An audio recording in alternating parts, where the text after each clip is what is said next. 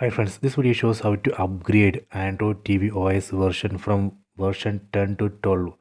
Please don't forget to subscribe this channel. Please like and share the video. Go to settings. Select the settings icon from top right corner. Go to device preferences. Select about. Under about here we can see version. Right now I am using Android TV OS version 10. I am going to upgrade this to 12. Go to system update. Select it. Now checking for update. Please wait. Okay, done. It shows new update available. Version of this update is 12.1.1.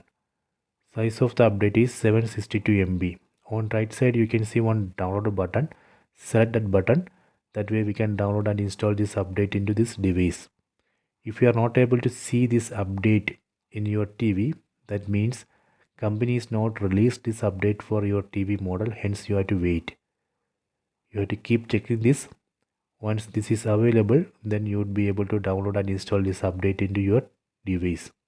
I hope you have enjoyed this video. Please check it.